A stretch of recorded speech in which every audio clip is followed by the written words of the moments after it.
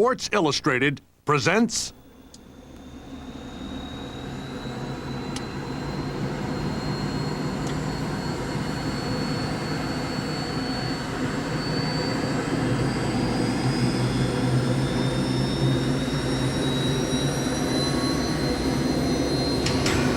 Be very afraid.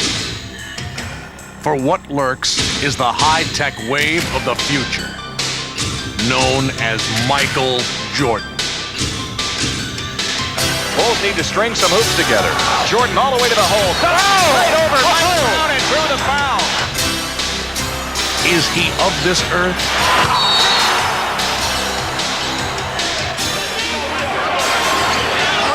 Jordan to the baseline. Oh, wow. Is he man or machine? But make no mistake, he is no apparition. He is a devastating force that must always be reckoned with. I just know, anytime Chicago comes in town, you have to leave your family and everybody else home. You don't want to be embarrassed. Jordan gets in. I remember an alley-oop went up in the air on the fast break, and I just knew I was going to get the ball. And all of a sudden, Jordan went up about 10 or 12 more notches than I did. It's something I'll never forget, but definitely enjoy to watch. And when you're playing against him, you're not ashamed to say you stand there in awe.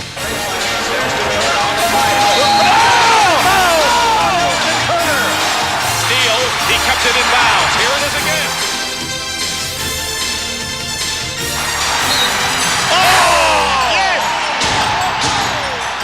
The guy literally is embarrassing the league. He's that good.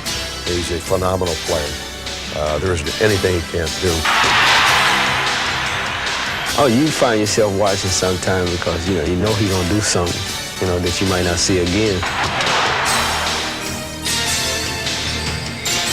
does he do that? How does he do that? How does he know? Michael Jordan is 1 in a million player. They don't come along very often.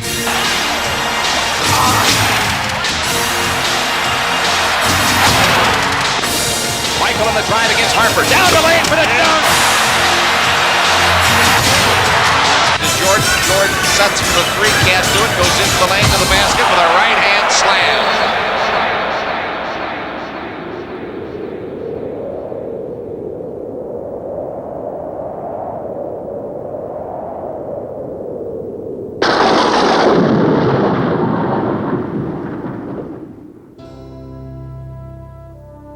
A young man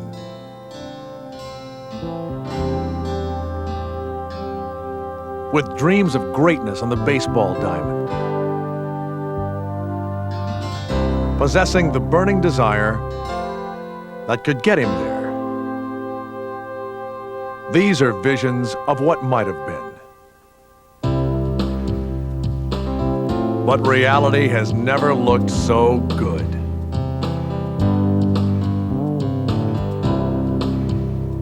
Yesterday's Little League hero has become today's most captivating athlete.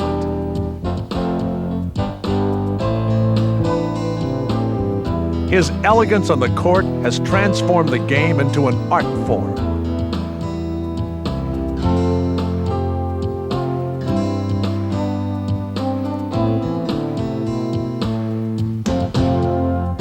A relentless competitor who fears no one. He overwhelms the opposition, patrolling the. He is an unyielding defender with uncanny instincts. Adversity, he will always find a way.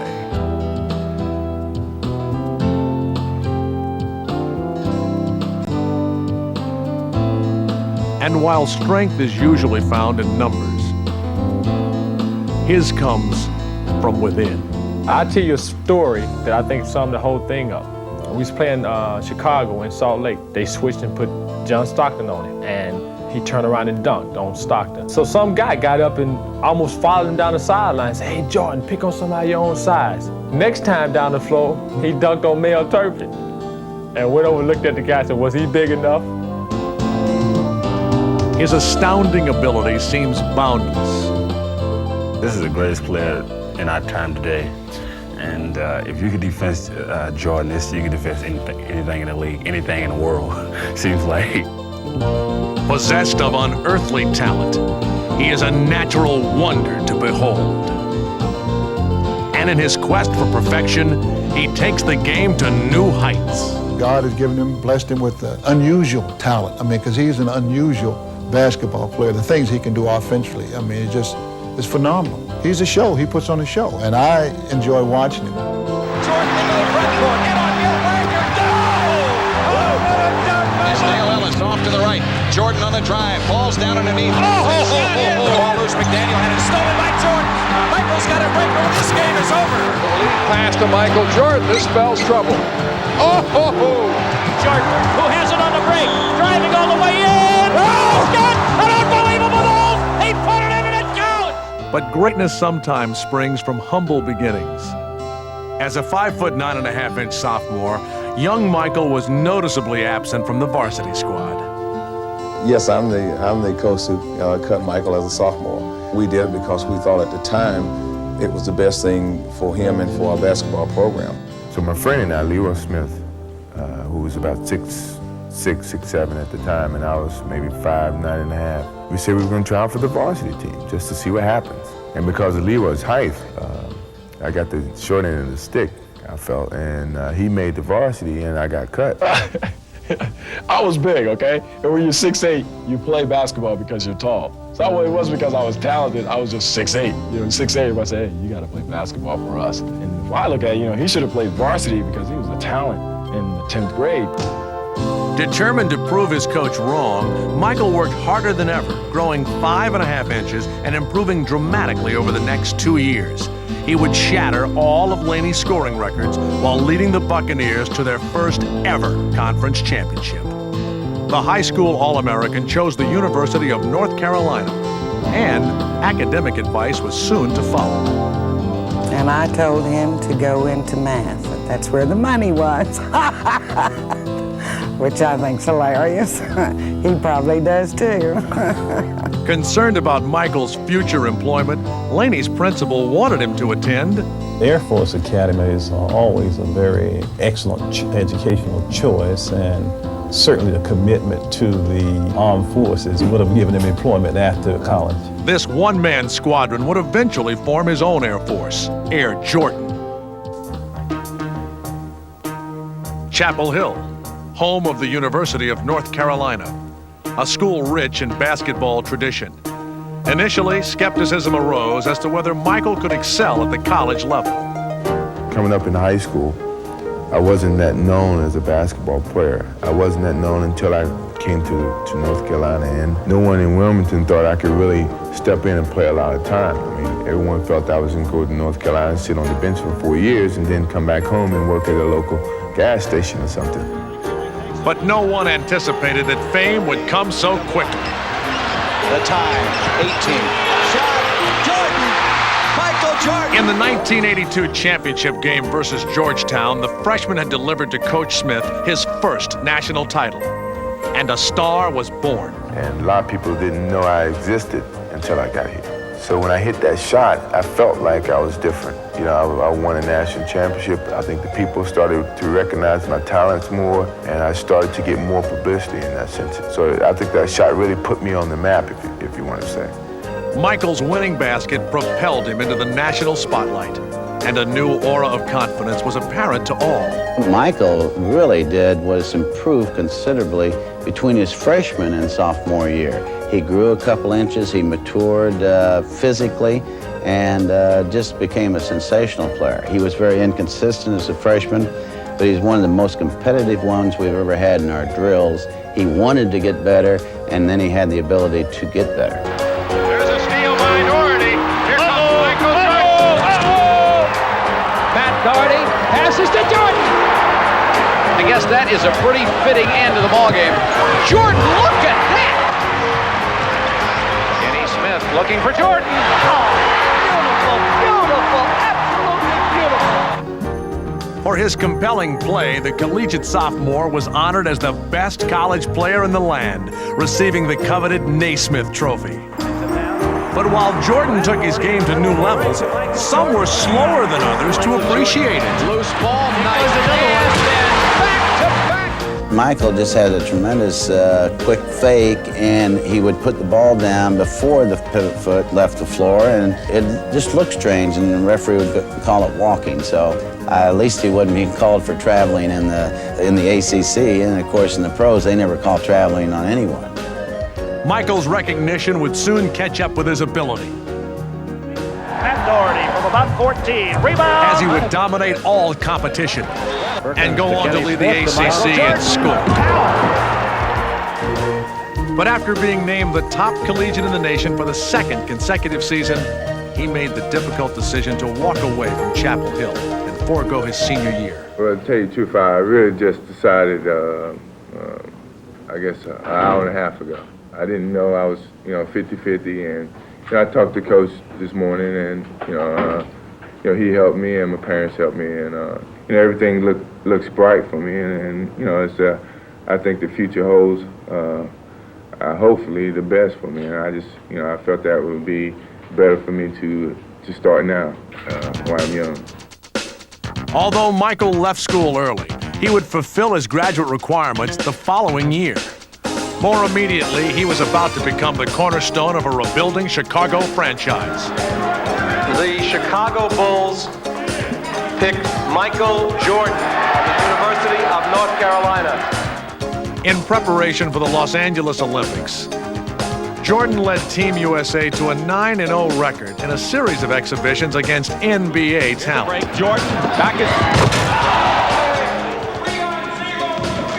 Named team co-captain by Bobby Knight, Michael made it clear he would have no problems with the fiery coach. And he wants best for his players, and really that's somewhat similar to Coach Smith, except for the language, but I can get up with that.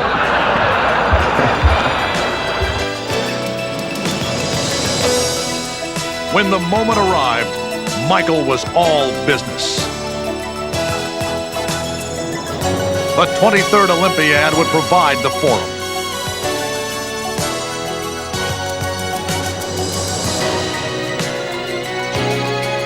The glory of a gold medal was paramount. And playing against the rest of the basketball world, Michael would tower above the competition. The United States had a team deep in talent, but Jordan would emerge as the undisputable driving force. With Michael leading the team in scoring, the Olympic squad routed the opposition by an average margin of 33 points en route to a stellar 8-0 record. The gold medal game versus Spain was no different. Spearheading the blowout was the skinny kid from Wilmington, whose Olympic brilliance will always be remembered.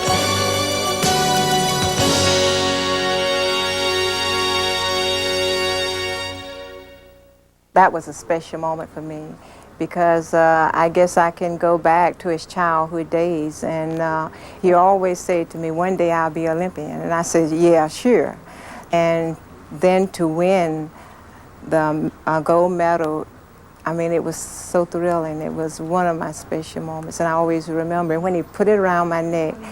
That was a special bond that I guess will be with me in memories that no one would take away from me. It was in this house in Wilmington, North Carolina, where Michael's parents taught him the values of hard work and how to set goals to achieve his dreams. But it was his daily battles in the backyard with his older brother Larry that fueled his competitive drive. Sanders ahead to Paxson. Pax with a lob for Jordan. Comes Michael Jordan on the drive, 5 seconds. Jordan on the drive, right of the lane, 18-footer. We used to play an awful lot. We would play every day. And I always normally beat him. The thing that always drove Michael crazy was that Larry would beat up on him so much. And I think that he really got competitive playing his own brother. So he really helped me create some determination in myself to beat him. If I could beat him, I felt I could beat anybody. And finally, when I started to grow and my skills started to catch up with my height. I started to beat him convincingly. These days, Jordan stands at 6'6", and brother Larry and the entire NBA find him difficult to contain.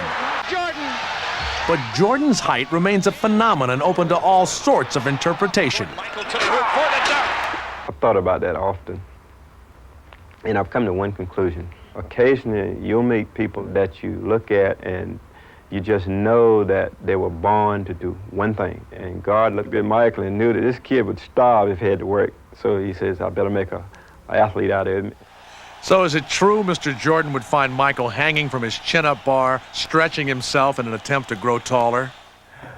I tried to do that. I always wanted to be 7 feet. And I never could get that tall. I tried it a few times. I saw it on TV a few times, on the Brady Bunch or something like that I saw that. And I tried to do it, and it didn't. I don't think it worked, but I'm tall, so it may have. And your dad's reaction when he found out? He thought I was nuts. And that's exactly what he drove NBA defenses. Oh! No. By Spiro, lazy pass. Look out. Brings it up, 50 seconds remaining. Jordan with a seam. What a jam! Often unbelievable in running the floor. Here's Jordan down the middle all the way! He was virtually unstoppable in the air. Air Jordan had landed, and the NBA would never be the same. Quickly becoming Chicago's leader, he sparked the Bulls with his contagious intensity. Oh, Michael Jordan with the move of the night. He was an impact player who boldly commanded attention and quickly achieved legendary status. They have outscored the Bucks 9-0 here. Here comes Mr. Jordan is right. Everyone wanted to catch a glimpse of the league's most death-defying high-wire act. And he sent no one home disappointed. Not since the likes of Wilt Chamberlain had there been such a show-stopping rookie or dominating force. And like his predecessor, he too would make his brash assault on the record books.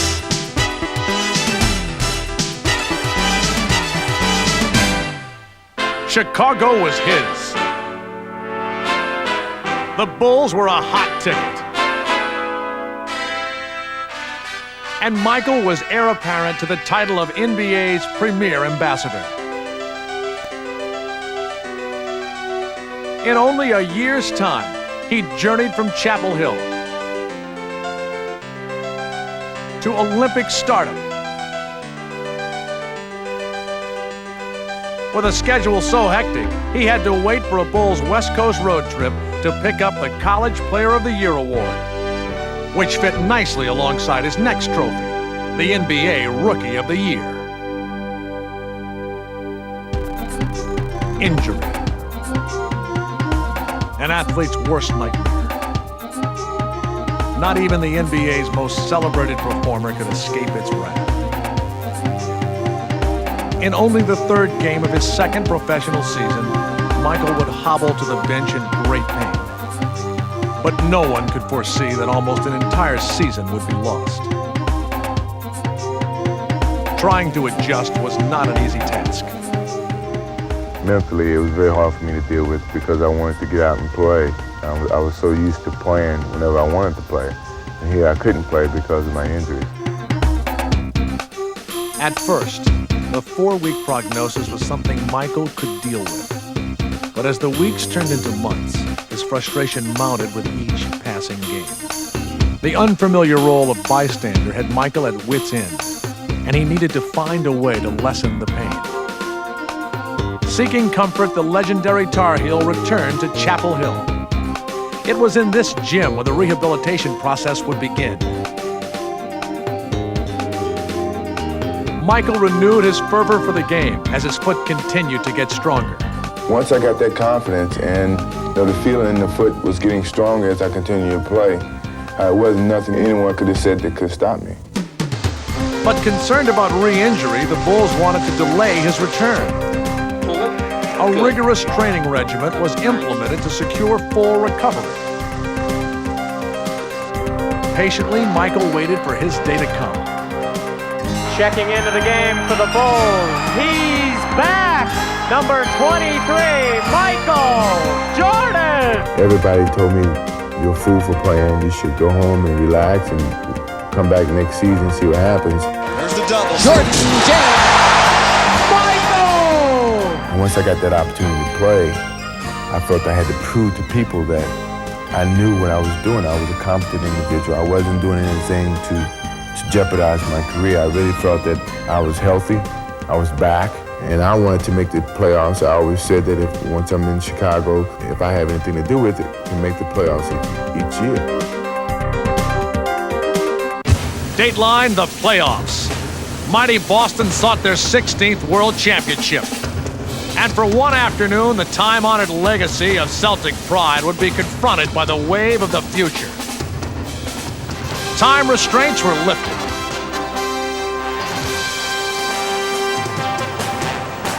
And Michael would make the most of his opportunity. A constant presence at both ends of the floor, he single-handedly dismantled the Celtic attack. Rendered helpless by his offensive onslaught, the core of the Celtics all tried their hands at stopping him, but without success.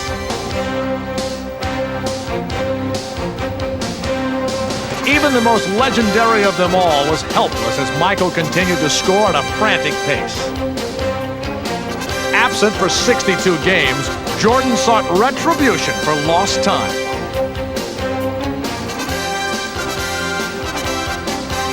On the verge of shattering a single-game scoring record, there was nothing that would stand in his way. Michael in the drive across the lane, turnaround shot, got it!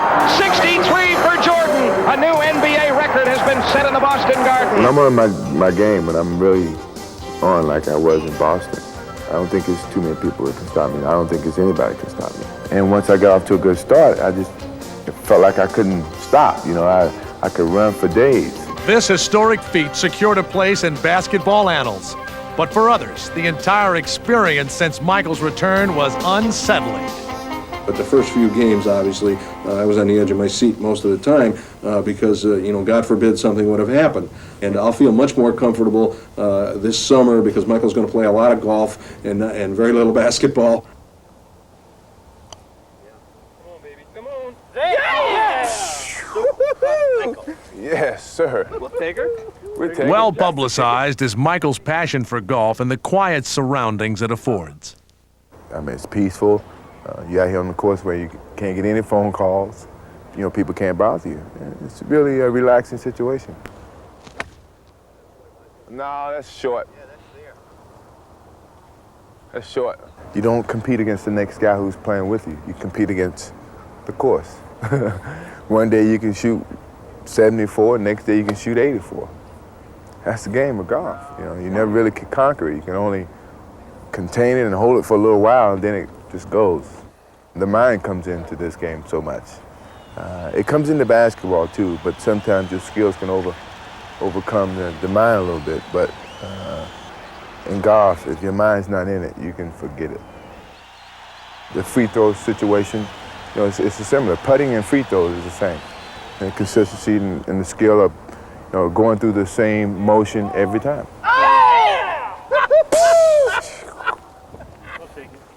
I take that. That's the ticket.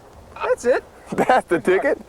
Woo! Well, I have played golf with Michael before, and it's probably the only time that he keeps his tongue in his mouth, other than when he's wagging it, telling me how good he is. Other than that, I just really enjoy taking money from him.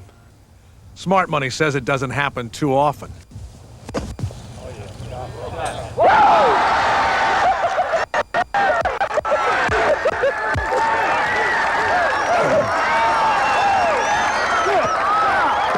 the hole.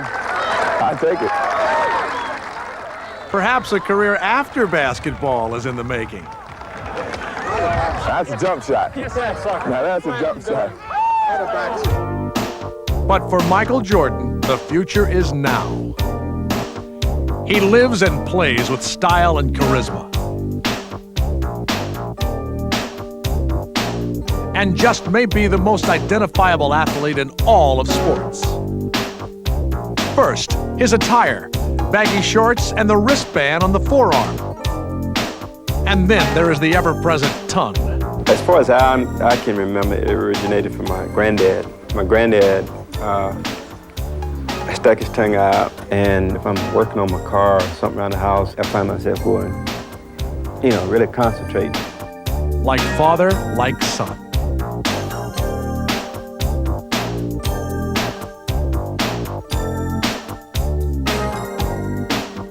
Michael's distinct on-court fashion has even caught the eye of the world of modeling. With his striking good looks and his charming demeanor, the megastar is a natural.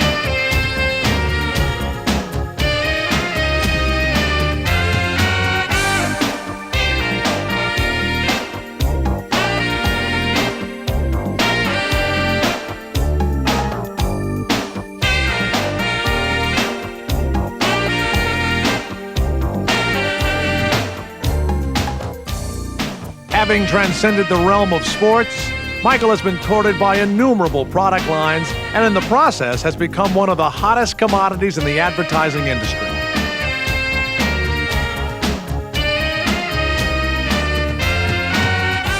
With his exposure at an all-time high, Michael can go nowhere without attracting attention.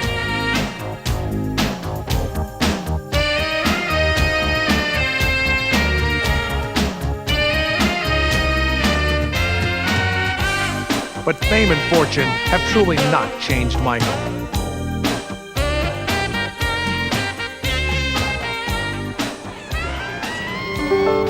Teed it up. Y'all have a nice summer, Chicago. On the drive, baseline right, bangs into Jordan. Bischoff inside, tipped away by Pippen. Horace Grant the steal, up court Paxson. Although Jordan spends a good deal of time in the air, his values are firmly down to earth. I was taught right from wrong. I was always involved in the boys' club when I was smaller. So I was able to step up and be an outspoken person against things that I didn't want to be involved in. So don't blow it. Don't do drugs. If you're doing it, stop it. Get some help. McDonald's wants you to give yourself a chance to find out all the wonderful things you really can be. And so do I. I could have easily had parents that didn't care and let me hang out late nights and, hang out with the wrong crowd, but I wasn't brought up that way, and it was easy for me to distinguish away from the environment that I wanted to be with and the environment that I didn't want to be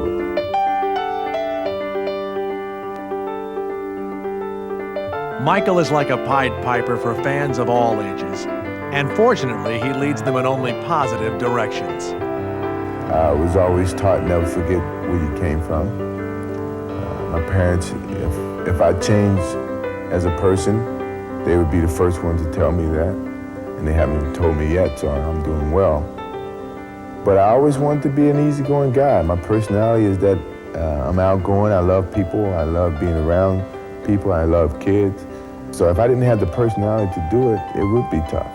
But my personality fits this mold very easily. I don't want to be isolated from people. I think when you isolate yourself from people, then you feel that you're better than people. I don't feel that I'm better than you or the next person. But I think in society, sometimes they view you to be better than the next person. I don't think that's fair, but there's a lot of things in society that's not fair. You just have to live by it. And I wish everybody could be viewed equal. But I don't think it's ever going to be that way.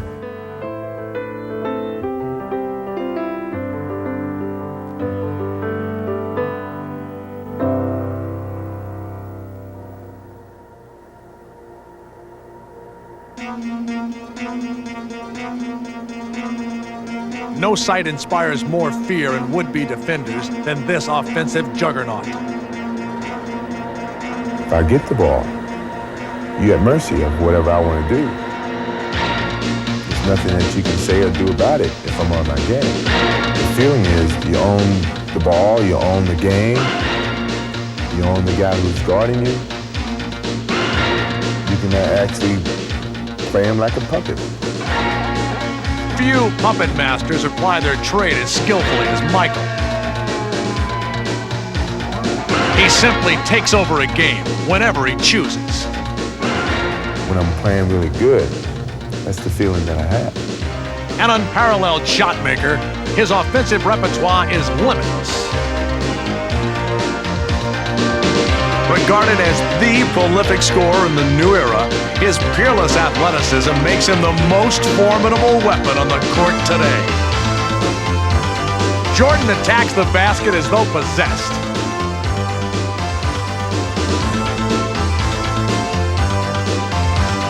And he lights up NBA scoreboards at a dizzying pace.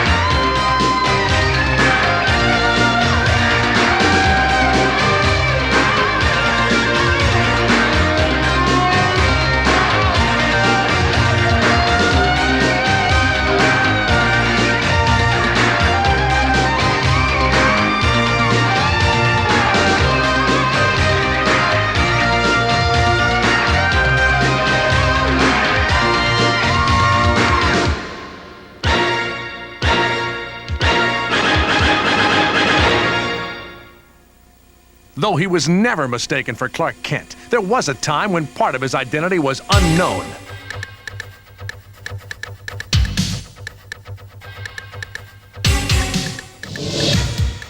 The defensive end is where I really want some recognition because it takes a little bit off of that all offense and, you know, averaging 37 points or whatever, leading the league in scoring. That's an image that I don't want to project, that I just shoot and I just score and I'm just an offensive player. That's something that I don't want to be remembered as. Though he stalked opponents with routinely lethal results, his defense went unrecognized amidst the glare of his offensive brilliance. It was an oversight that Jordan would convincingly correct. Piling up 200 steals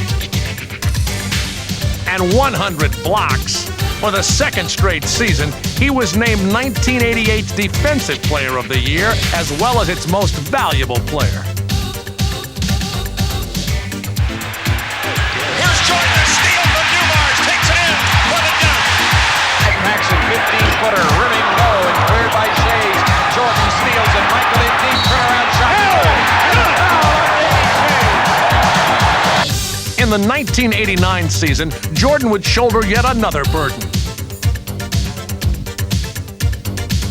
He would become a point guard. And of course, he was nothing short of breathtaking.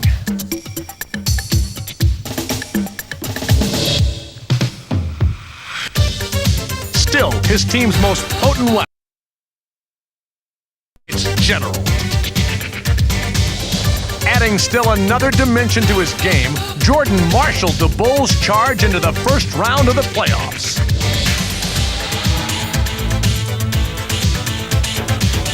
Once there, he was unstoppable. The inbounds pass comes into Jordan. Here's Michael at the foul line. A shot on Elo. Good! The Bulls win it! They win it! Set the Cleveland Cavaliers. Michael Jordan hits it at the foul line. 1-100. I don't know. We try and try, but it is just hard to stop that guy. I mean, I don't know what to do. We tried and tried and tried and tried. The Atlantic Division champion New York Knicks were next to attempt to halt the Jordan juggernaut. They would not succeed.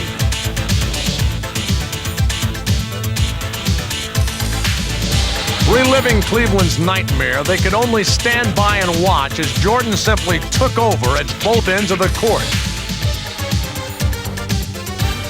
rudely shattering their playoff dreams.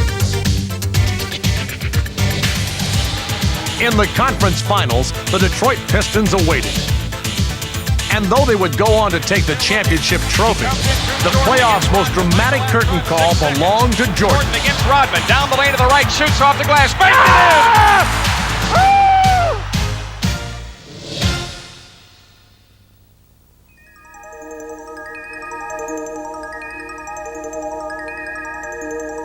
in! People ask me, you really think you can fly? I said, yeah, for a little while. It may be a split second, but it's flying.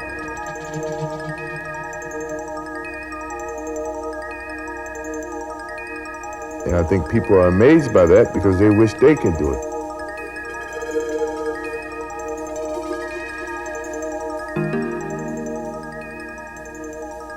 And it makes me continue to work hard to keep making these people dream and enjoy their dreams.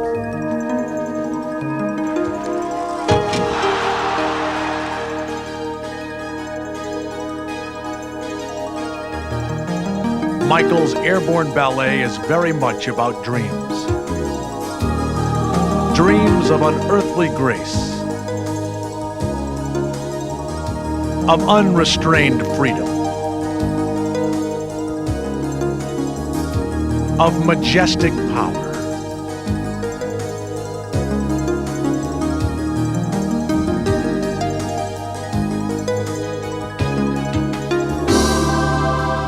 Dreams of flight.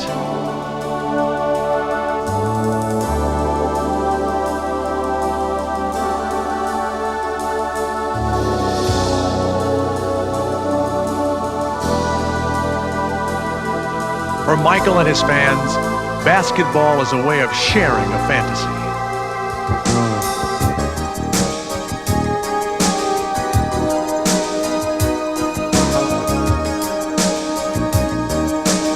Like a small group of aerial voyagers, Michael evokes images of the stratosphere, the visions which dreams are made of.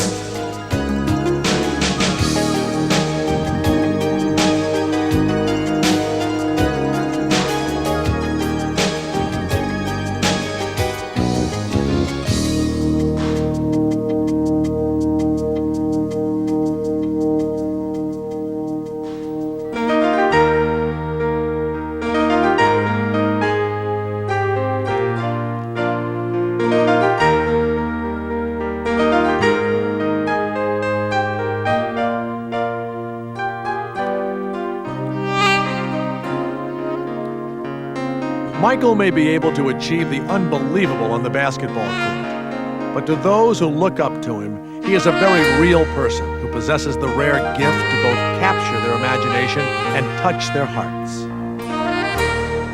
He's just, if I must say, again, I'm proud of him. He is my son, but he is a good person.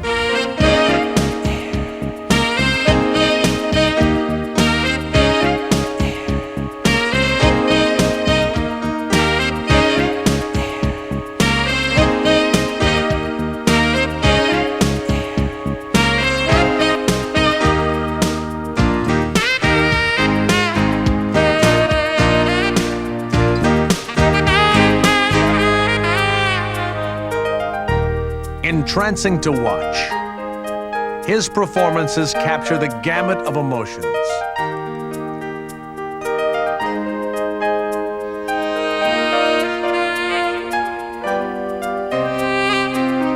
No one in the stands is more moved than his family. When he comes home, I talk to him just like he's one of my boys. And I can't get in my mind that he's any different. But when I walk into the stadium and 18,000 people are standing there hollering and screaming, sometimes you want to cry, you break out with goosebumps, and you just get all of these eerie feelings. And naturally, you have to be very, very proud. The Jordans have learned to share their pride because Michael is a one-of-a-kind performer whom the whole nation has adopted. Almost as much as his unparalleled ability, It is the irrepressible joy with which he plays that makes him special.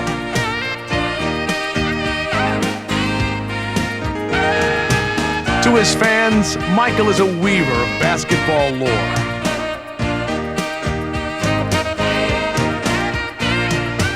A master storyteller whose endings are always happy ones.